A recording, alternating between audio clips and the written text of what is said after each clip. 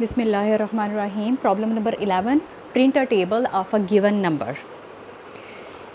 कि कोई एक नंबर है, उन्होंने नहीं दिया, खुद से ले लें, वो कह रहे हैं उसका टेबल प्रिंट कराएं। सबको टेबल तो आते हैं ना। 2 का टेबल क्या होता है? 2 1s और 2, 2 2s are 4, 2 3s are 6, 2 4s are 8, up to 2 10s are 20, 2 12s are 22। ठीक है, यहाँ हम टेबल को 12 तक प्रिंट कराएंगे, इसलिए यहाँ पे देखें मैंने 12 लिखा हुआ है।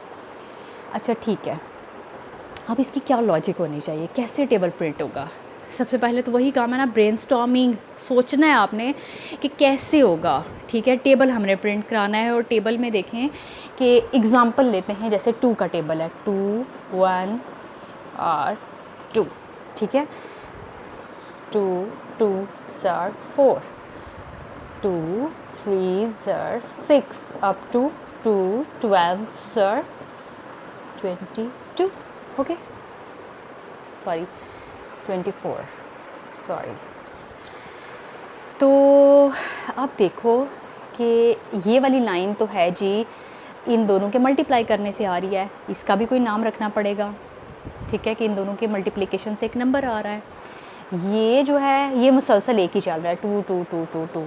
ठीक है, जो नंबर एक ही हो ना, उसको हम शुरू में ही स्टेप 1 पे ही हम सपोज कर सकते हैं let this is equal to वो दिस, क्योंकि वो चेंज ही नहीं हो रहा, उसको हम सिलेक्ट कर सपोज कर लेंगे और एक नंबर सेलेक्ट कर लेंगे। चेंज ये हो रहा है 1 2 3 4 अप टू 12 तक, ये चेंज हो रहा है। जो चेंजिंग वेरिएबल है हमारा के, हम उसकी वैल्यू, हम इस लाइन को हम के का नाम देंगे, ये चेंज हो रही है।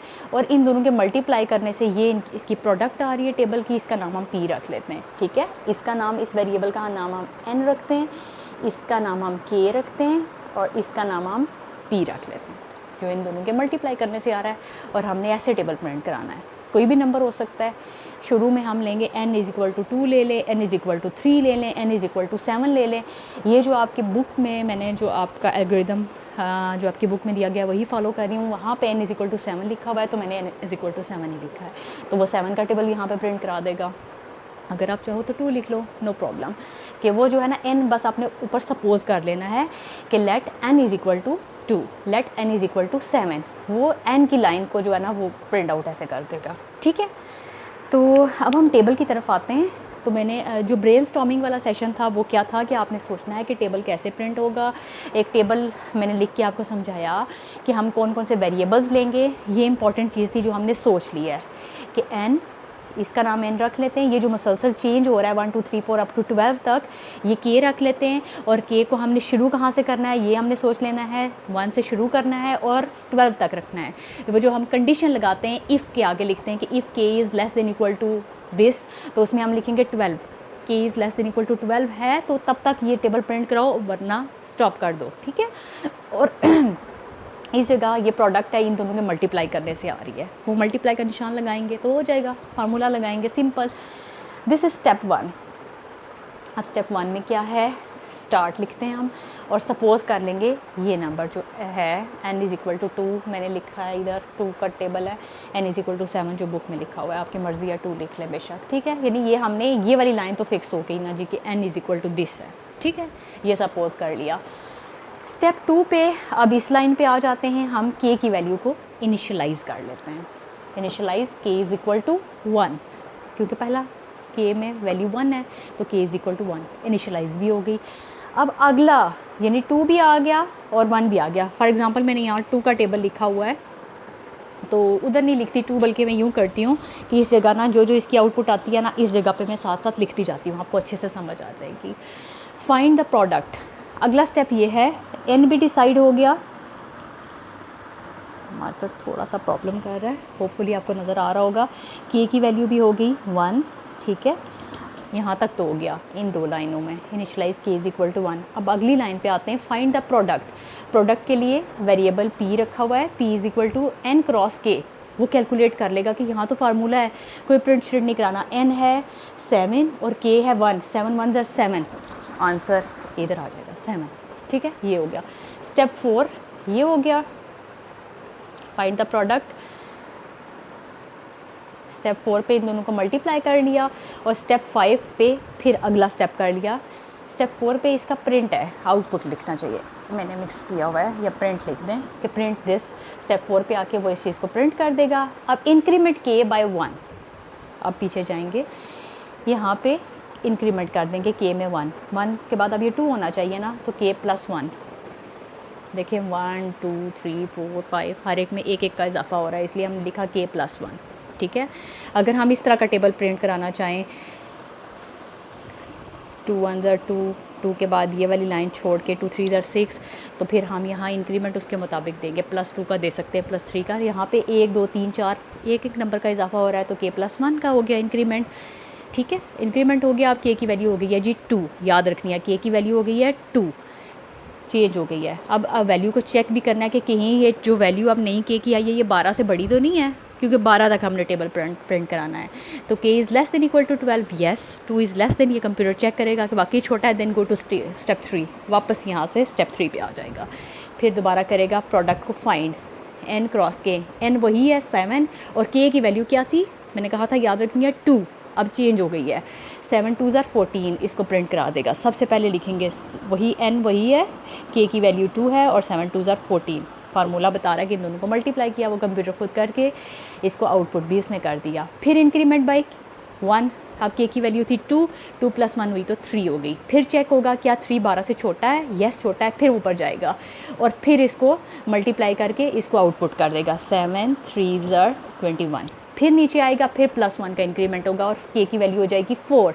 चेक होगा क्या 4 12 से छोटा या बराबर है, येस छोटा है, तो फिर वापस जाएगा और फिर n को 4 से मल्टीप्लाई करके प्रिंट आउट कर देगा।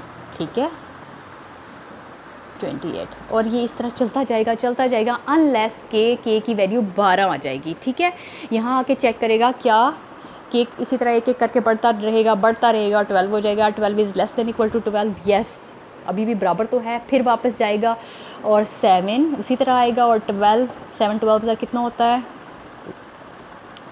84, हाँ जी ये हो गया। और फिर यहाँ नीचे आएगा, स्टेप्स उसी तरह से चलते हैं, कंप्यूटर को नहीं पता कि भाई टेबल पूरा हो गया है, यहाँ पे आएगा फिर इंक्रीमेंट करेगा, 12 प्लस 1 13 हो जाएगा। 13 को नीचे आके चेक करेगा क्या 13 12 से छोटा या बराबर है, यहाँ पे कंडीशन हो जाएगी रॉन्ग और यहाँ स्टेप 3 पे वापस नहीं जाएगा बल्कि अदरवाइज़ पे चला जाएगा, जहाँ लिखा हुआ है अदरवाइज़ गो टू 7 और 7 पे लिखा हुआ है स्टॉप और हमारा प्रोग्राम हो गया फिनिश। ठीक है, इस तरह से प्रिंट कराए जाते हैं टेबल। तो अभी आप ये एल्गोरिदम्स अच्छे से जब ये तैयार कर लेंगे तो आगे आपको प्रोग्रामिंग में बहुत आसानी होगी। ये बात मैं बार बार रिपीट करती हूँ। समटाइम्स बड़ा डिफरेंट तरह के टेबल्स दिए हुए होते हैं, कहते हैं कि इस तरह का टेबल प्रिंट करा के दें। फॉर एग्ज़ाम्पल लगे हाथों हम 7 महीने एक तीर से 2 शिकार कर लेते हैं, बोर्ड ना गिरे।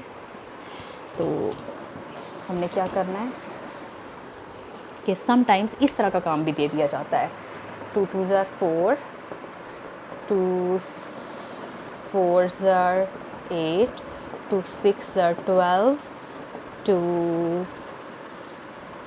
8 ज़र 16, 2 10 ज़र 20। अगर ऐसा आपको प्रिंट कराने के लिए दे दिया जाए, then what you will do, तो आपने क्या करना है, सिंपली यहाँ पे ये वैल्यू चेंज नहीं हो रही, ये 2 है तो n को आपने रख लेना है 2।